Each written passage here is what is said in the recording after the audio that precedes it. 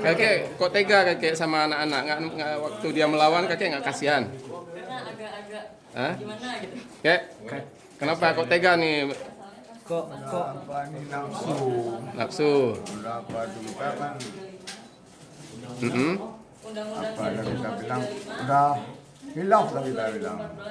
2014. Nah, menurut nafsu kita kan udah hilaf. Dan hilaf ini kan Tentang perubahan nafsunya. undang-undang nomor 23 Habis itu, tentang perlindungan itulah. anak. Di rumah nggak? Di rumah kenapa? Ada masalah dengan istri?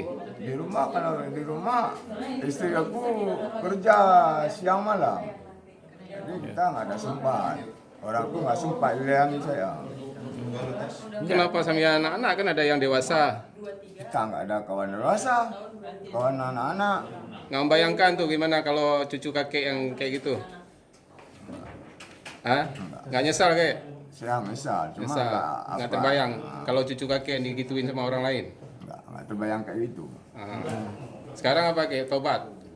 Tobat. Tobat setelah ini ya. Karena udah tangkap ya kan? Bukan masalah ditangkap, masalah tangkap udah naas, dia bilang. Ya. Udah berapa kali kayak selain kemarin tuh? Kemarin katanya, Kemarin tuh aja? Katanya ada berapa orang katanya? ya itu anak-anak lain. Ah. Kakek sendiri nggak pernah terpikir kalau melakukan hal itu akan bermasalah dengan hukum. Tidak.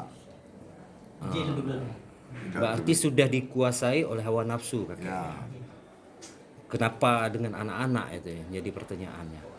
Kenapa kakek dengan anak-anak harusnya saya ulangi kembali? iya kenapa itu kan aku sudah bilang tadi nafsu. Kita Nafsu kan ya.